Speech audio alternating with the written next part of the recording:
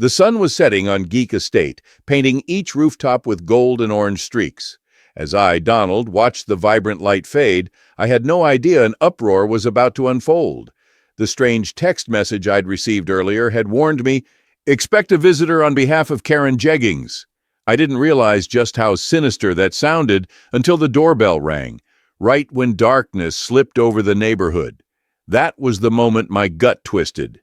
Karen Jeggings, the dreaded president of the Geek Estate HOA, had already threatened me with fines for owning a loud gaming console that beeped at night, so I dreaded any new drama she'd concoct.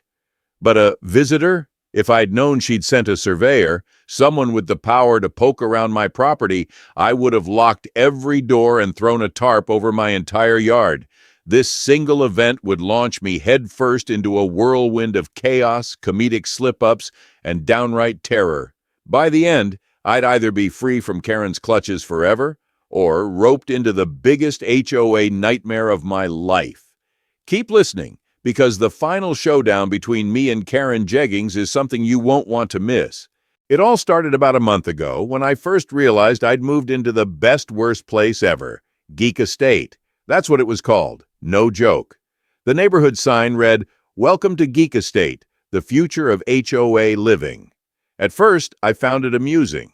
I pictured neighbors who loved video games, Star Trek, or maybe built quirky tech projects in their garages. But the second I met Karen Jeggings, everything changed. She was an impeccably dressed woman in her mid-40s, with an icy stare that could drill holes through solid steel. She introduced herself as the head of the HOA. Then, without missing a beat, she examined my yard like it was a crime scene. "That lawn ornament," she said, pointing at the small Yoda statue I had near my porch, "is off-color for our community standards. Please remove it within 24 hours. I laughed, thinking she was joking. "Is there a specific reason?" "It's just Yoda. He's a beloved icon," and I thought, hey, Geek Estate might appreciate a Star Wars reference. She narrowed her eyes. "We have a color palette here, Donald. Pale greens are not on the list. I suggest you read the guidelines thoroughly if you want to avoid violations." Instantly, I realized the name Geek Estate was misleading. People here weren't the chill, geeky folks I'd imagined. No, they were exacting, controlling, maybe even more strict than any HOA in the state. Or at least, Karen was. Her power-hungry vibe made me uneasy. I swallowed a snarky comeback and told myself to keep the peace for the time being. But that was just the first sign of trouble. Over the following weeks, letters from the HOA started appearing in my mailbox like a plague of relentless locusts. Each letter bore Karen's signature in bold ink, each typed with sterile, condescending language. It was ridiculous. My front door was a calm shade of navy, and the beep from the security panel was quieter than my neighbor's dog barking. Yet Karen's harassment only grew worse. She'd stand in her yard sometimes, glaring at me like I'd personally declared war on her realm. Now, about that text message I got, "Karen Jeggings has sent a professional to visit your property." At first, I rolled my eyes. "Here we go again," I muttered, picturing a lawyer or maybe an inspector to pester me about some imaginary infraction. I felt tension coil in my chest. My best friend Eric teased me, saying I should line my yard with cardboard cutouts of giant Yodas just to watch Karen's head spin. Instead, I braced for impact. I thought if I played it cool, maybe I could reason with whoever showed up. But fate had other plans. The doorbell rang shortly after dusk. I took a deep breath, glanced around my living room, then stepped forward to see who it was. A short, stocky man stood there. He wore a crisp white shirt and carried a clipboard with official-looking forms. "Good evening," he said in a monotone voice. "I'm Rick, the HOA surveyor. I'm here on behalf of Karen Jeggings to conduct an inspection of your property." I frowned. Surveyor? What exactly are you surveying?" He gave me a thin-lipped smile.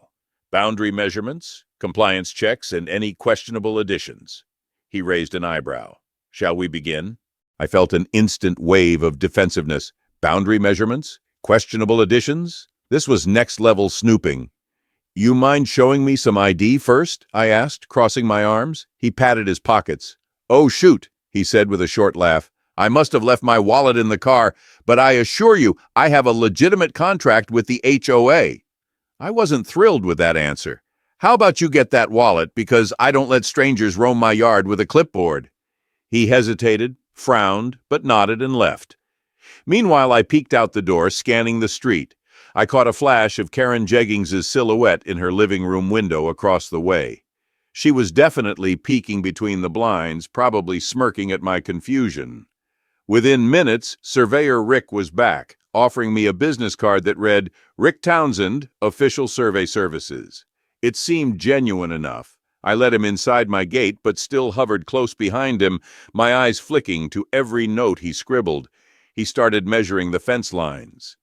"This fence is exactly 5'7", correct?" he asked, tapping the wood with a measuring tape. "Yep," I said bluntly. "Is that a problem?" He sniffed. "The guidelines say fences can be up to 6 feet tall, so this is borderline acceptable. We'll see if the shape meets the proper standard." I snorted. "The shape of my fence? It's literally a normal rectangular fence." He shrugged. "I'm just following orders." Then flipping a page, he muttered, "Karen Jeggings specifically wants details on your east side gutter installation. Claims it might be angled incorrectly." I stared in disbelief. "Is that so?" "She's very thorough," Rick said dryly, bending to examine my gutter. "She pointed out your yard as an area of interest." I'd never heard a more polite way of saying you're doomed. Suddenly, my next-door neighbor, Taylor, popped her head over the dividing fence. She was a kind, older lady with a knack for baking the best chocolate chip cookies in the county. "Everything okay, Donald?" she asked, her eyebrows crinkling with concern. I forced a grin. "Yeah, just a routine inspection." Then I whispered, "Karen's at it again." Taylor pursed her lips. "Figures. That woman's got a vendetta." Then she lowered her voice. "Word around the block is that she's gunning to push out all the non-conforming residents, possibly to transform Geek Estate into some perfect Stepford-like place." The idea churned my stomach. I turned to see Surveyor Rick scribbling more notes. My anxiety skyrocketed. The potential for an avalanche of fines or forced changes in my home was all too real. I tried to keep calm, but I couldn't help imagining Karen cackling from her living room, plotting my downfall. In that tense moment, all I could think was, what's she hoping to find? Some microscopic flaw in my property so she can bury me in rules? And what if Rick discovered something bigger, something I didn't even realize was against the HOA code? But it got worse, because I soon learned Karen had a plan far more underhanded than I'd ever expected. The next morning, I woke up with a headache, still replaying the surveyor's strange visit. My phone buzzed with a voicemail from the HOA office, curtly explaining that Karen Jeggings wanted a follow-up inspection within 48 hours. "She's hitting me again already? Are we filming a sitcom?" I growled, face-palming. By midday, I braved stepping onto my front porch to check the mailbox. Sure enough, a thick envelope with "Urgent HOA Notice" in bold red letters greeted me. My heart pounded. Slipping the letter from its official sleeve, I braced for the worst. Inside was a typed letter with an annoyingly fancy header featuring the words, "Geek Estate Homeowners Association, proudly enforcing excellence." I let out a bark of disbelieving laughter. 3 days to fix a list of potential violations? My fence was normal, and the gutters came with the house. "This is insane," I muttered, storming into my living room. Eric, my best friend, was sprawled on my couch playing some new game on my console. He looked up, eyebrows raised. "Dude, you're red in the face. Did you accidentally watch a Karen meltdown compilation?" I smacked the letter onto the coffee table. "Close. I got my own meltdown in writing." He scanned it, shaking his head. "Man, that's messed up. So what do you do now?" "What can I do?" I said, throwing my arms up. "I can't yank out the fence and gutters and then paint my house in less than 3 days. This is borderline harassment. She sent a surveyor last night to gather dirt on me." Eric laughed darkly. "Maybe you should rename your place District 13. It's like you're living in the Hunger Games. And guess who's President Snow?" Despite my frustration, that made me snort. Karen Jeggings has the perfect twisted personality for it, too. We spent the next hour brainstorming ways to handle it. Should I call a real lawyer to see if I could fight the HOA on legal grounds? Or should I gather neighbors who also dislike Karen, forming some sort of alliance? I decided to call the HOA's phone line, hoping to speak with someone other than Karen. But an automated message said, "Thank you for calling the Geek Estate HOA. Your call is important to us. Please leave a message." I left a quick, polite voicemail requesting a conversation about the violations. However, the call was never returned. Big shocker. That afternoon, Surveyor Rick returned as if on a mission from the devil. He hammered on my door, brandishing new paperwork. "Sorry to bother you again, Donald," he said flatly, "but Miss Jeggings asked me to clarify a few details about your backyard layout." I raised an eyebrow. "Why's my backyard an issue now?" He sighed, flipping through pages. "She wants me to confirm the location of any new structures or gardens.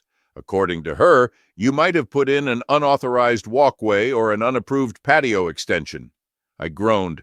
"I didn't install anything new. Everything was here when I bought the place." My voice dripped with annoyance. He shrugged apologetically. "Look, man, I just do the measuring.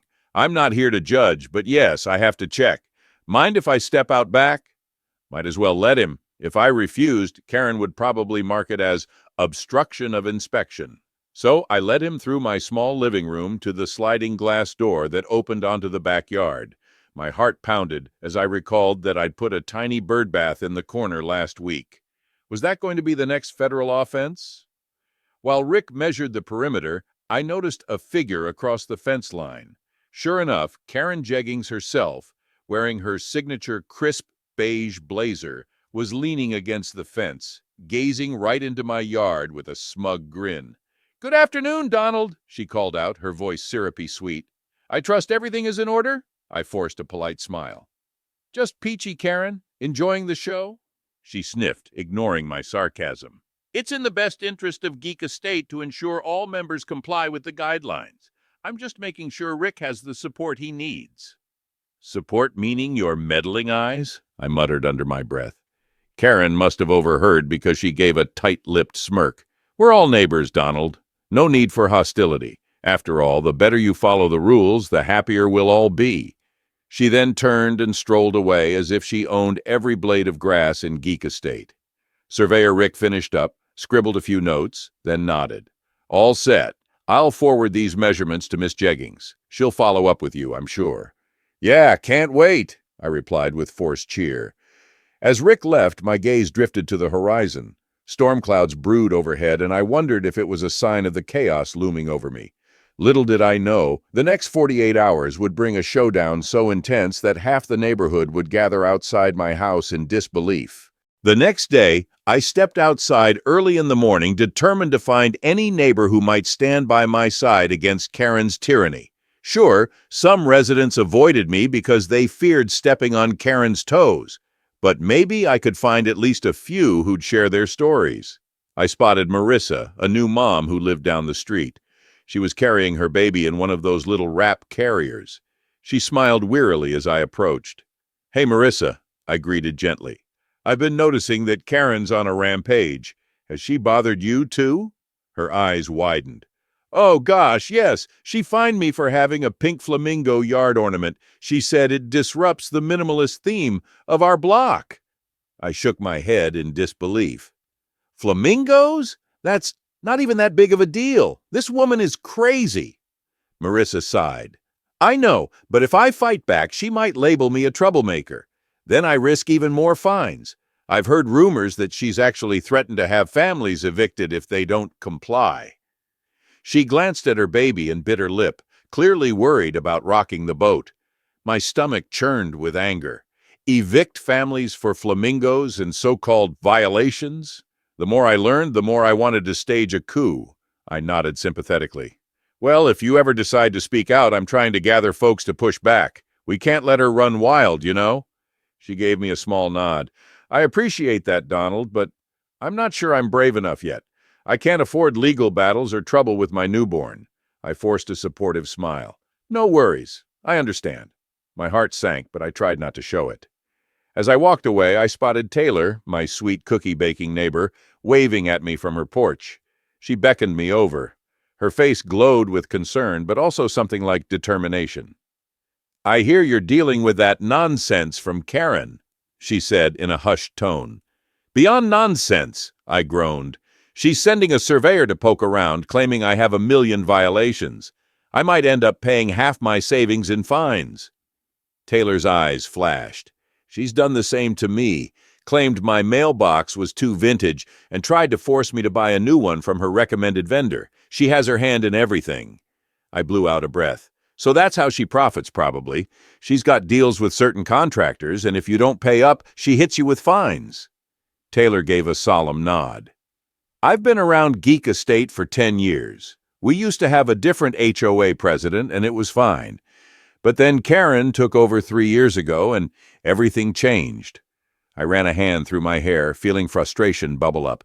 "Look, Taylor, the next inspection is tomorrow. Would you be willing to testify if things go south? Maybe if I can show the HOA board that she's harassing multiple people, we can dethrone her." Taylor hesitated, anxiety flickering in her eyes. I'm tired of her bullying, I'll admit that. But she wields so much power here. It's like we live in her personal kingdom." She paused, then squared her shoulders. "You know what, Donald? I'll stand by you." My heart swelled with gratitude. "Really? You don't know how much that means to me." She nodded, a spark of courage shining through her usual gentle demeanor. "Let's put a stop to her tyranny." We shook hands, sealing a quiet alliance. With Taylor's support, I felt a surge of optimism. Maybe we could rally enough neighbors to push back. I half expected epic background music to start playing, like we were heroes uniting against an evil empire. But even with new hope, a sense of dread lingered. Karen was cunning. She'd anticipate resistance and prepare a savage blow. I could almost see her perched in her living room, swirling tea in a fancy china cup, plotting how to torment me next. I just didn't realize how soon that torment would arrive, or how dramatic it would be. The following morning, thunder rumbled across the sky. Gusts of wind shook my fence, and a gray mist clung to everything like a warning. That was the day Surveyor Rick was scheduled to return for the final assessment. I paced my living room, adrenaline coursing through me. Eric sat on the couch, eyes glued to his phone. "You're looking like a caged animal," Eric teased. "Calm down." I threw him a glare. "Calm? The guy's about to waltz in and possibly say my fence or gutters or whatever are illegal. Then Karen can fine me, or even force me to tear stuff down." He set down his phone, sighing. "I get it. But you do have a plan, right? If you can prove your house's original blueprint shows the fence and gutters as compliant, Karen's claims fall apart." I rubbed the back of my neck. "You're right. I have the original documents from the previous owner. I'm hoping that's enough." "Great," Eric said. "Just keep them handy." Right on cue, the doorbell rang, the shrill noise jolting me. I opened the door, half expecting Rick, but instead Karen Jeggings herself stood there, hair pinned back in a severe bun, eyes gleaming like a hawk's. Behind her loomed Rick, looking uneasy. "Good morning, Donald," Karen said with a fake smile. "Rick and I thought we'd expedite the process by coming together. This is simply a thorough check for the betterment of Geek Estate, of course." My pulse hammered. "Sure, come in." I forced politeness, though every muscle in my body screamed for them to go away. Karen and Rick stepped into my living room. Karen gave a disapproving glance at the Star Wars posters and game consoles neatly arranged on the shelf. I saw her lip curl slightly, but she said nothing. Instead, she clasped her hands. "Shall we inspect your property line first?" "Right," I said, guiding them out back. As soon as we stepped onto the patio, Rick started measuring the deck boards. Karen hovered, pointing at the corners. "That corner post looks out of alignment," she muttered. "Rick, note that, please." I bit my tongue. The post was straight, obviously. This was ridiculous. Eric, sensing my frustration, tried to lighten the mood. "So Karen, crazy weather we're having, huh? Storms brewing." She sniffed. "Yes, well, storms are a perfect reminder of why we need to enforce building codes. We wouldn't want subpar structures blowing into other yards, now would we?" I felt my nails digging into my palms. My yard wasn't subpar. The fence was well built, the deck was stable, and everything was in good shape. Then came the twist I never saw coming. Rick paused mid-measurement, frowning. "This is odd." Karen leaned in. "What's odd, Rick?" He tapped the foot of the fence where it joined my house's side. There's a small gap here, possibly a hidden drainage point or just a gap, but it's not lined up with the property boundary I measured last night. Karen's eyes lit up. Meaning? Rick flipped through his clipboard. According to these specs, the fence might be overlapping the neighbor's property by a few inches. That's a violation of the boundary lines. I stared, stunned. Excuse me? Are you sure your numbers are correct? Rick nodded slowly. I used the official HOA map and your property lines. If this data is correct, your fence is partially on your neighbor's lot. Karen's lips curved into a triumphant sneer. Interesting, Donald. Have you been expanding your territory? Rage flared. Absolutely not. It's the same fence that's been here since I bought the place. Eric stepped forward, arms crossed.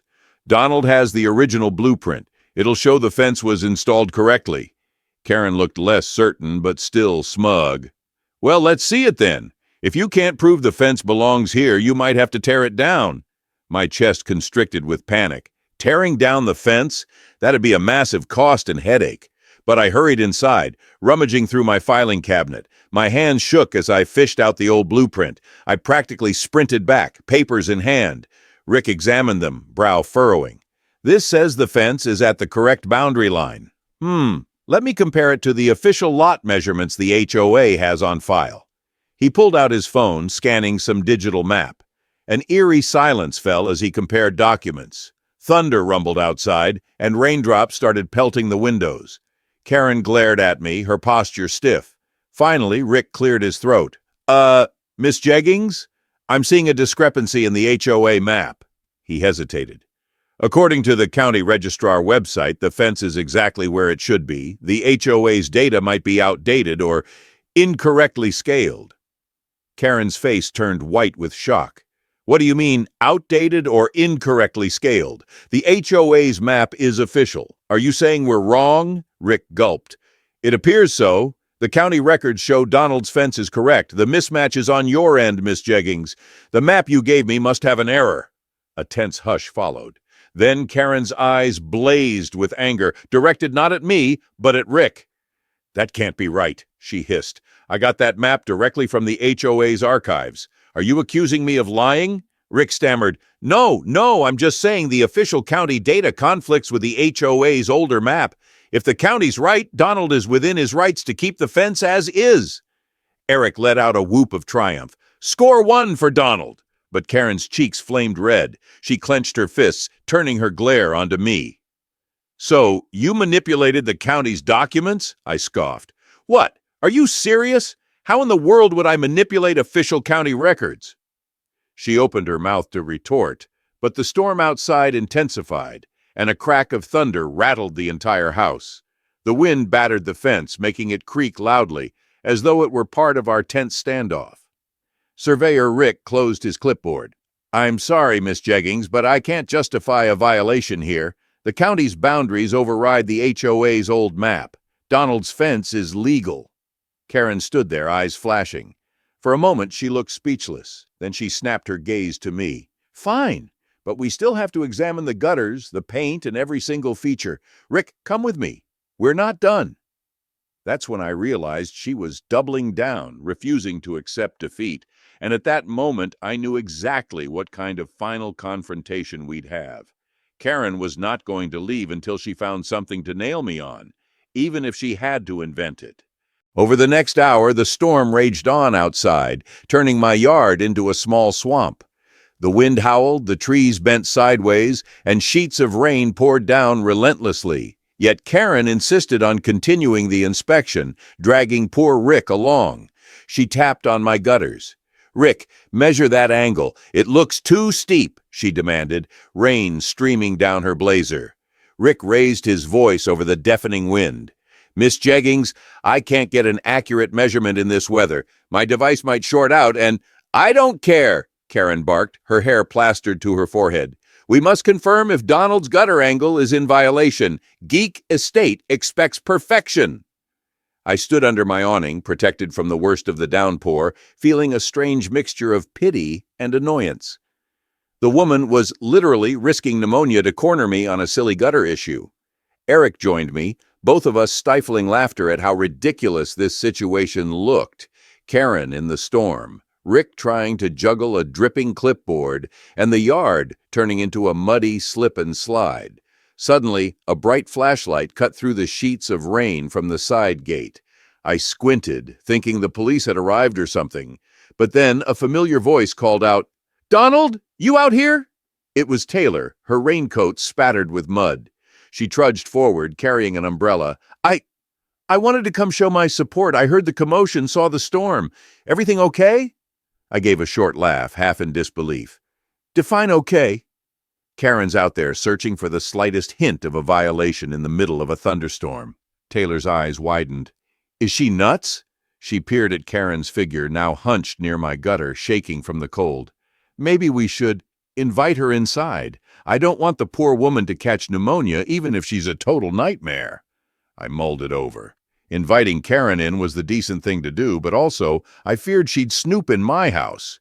Yet I couldn't just let her freeze outside, as comedic as it was. So, swallowing my frustration, I called out, "Karen, how about you come inside and finish your inspection tomorrow? The weather's insane." She whipped around, lightning flashing behind her, giving her an almost villainous silhouette. "I do not need your pity, Donald. I am perfectly capable of finishing this inspection now," Rick shouted over the storm. "Honestly, Miss Jeggings, I think we should postpone. My measuring tape broke and I can't read anything on my tablet. This is pointless." Karen shot him a look so venomous I thought he might melt. But eventually she relented, trudging back toward my patio. Her clothes were soaked, her makeup smeared. She stepped into the partial shelter of my awning, glaring daggers at me as if the storm was somehow my fault. "Fine," she huffed. "We'll continue tomorrow, but don't think this is over." Then she snatched her phone from her pocket, presumably to call a ride or check the weather. Her phone blinked with an empty battery. She frowned, tapping it repeatedly, then swore under her breath. Taylor, Eric, and I exchanged amused glances. It was borderline comedic. Karen, soaked, furious, phone dead, stuck under my awning. For a split second, I wanted to feel sorry for her. Then I remembered how she'd tormented me for weeks, tried to manufacture a boundary violation, and threatened fines over nonsense. Still, courtesy demanded I show some hospitality. "If your phone's dead, you can borrow a charger," I offered quietly. Karen hesitated, looking like she'd rather swallow nails. Then, with a tight grimace, she nodded. "Fine, lead the way." We stepped inside. My living room felt cozy compared to the storm outside, the warm lamp lighting making me realize how edgy the entire situation was. Karen hovered near the door, dripping water onto my tile floor. She refused to sit. I handed her a USB charger. She plugged in her phone, crossing her arms. "Don't you have towels?" With a sigh, I fetched a spare towel from the laundry closet.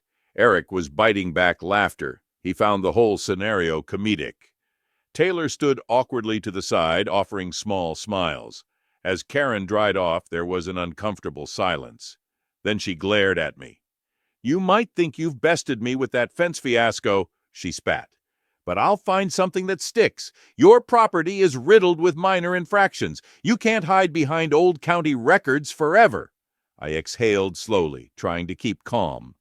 "Karen, why are you so intent on making me miserable? We're neighbors. It doesn't have to be this way." She let out a humorless laugh. "Don't lecture me. You have no idea what's at stake here." I raised my eyebrows, a bit confused. "At stake? What do you mean?" She clammed up, refusing to elaborate. I noticed Rick quietly wiping off his soggy clipboard, giving us both wary glances. I got the sense he didn't enjoy being stuck between his job and Karen's vendetta. Lightning flashed outside again, followed by a boom of thunder. Karen's phone finally lit up, showing it had enough battery. She snatched it, glowering at me. "I'll be going now. Come on, Rick." Rick stuffed his wet measuring tools into a bag. "Yes, Miss Jeggings," he mumbled, pushing out the front door. The second they left, Eric burst out laughing. "Dude, that was the weirdest standoff I've ever witnessed, like a soap opera in the middle of a hurricane." Taylor nodded in agreement, shoulders sagging in relief. "I almost feel bad for her, but she's just so mean." I stared at the door. Something about Karen's bitter remark, "You have no idea what's at stake," sent a chill through me. Was there some hidden reason for her tyranny, or was she just plain evil? Regardless, she'd threatened to ramp up the fight, and tomorrow I'd have to face her again. But I didn't realize just how intense and final that showdown would be. The next day, the sun was shining, but my mood was dark. I knew Karen wasn't done. Eric stood ready with his camera, and Taylor had offered backup, but I didn't want to drag more people into this mess. By late morning, Karen stormed up my driveway, bringing Surveyor Rick and a new guy, Mr. Peters from the Geek Estate Compliance Board. My stomach sank. Another HOA crony? Karen smirked. Mr. Peters is here to finalize inspections. I assume you fixed your violations? I held up my documents. Everything's in order. Eric, filming from the porch, nodded.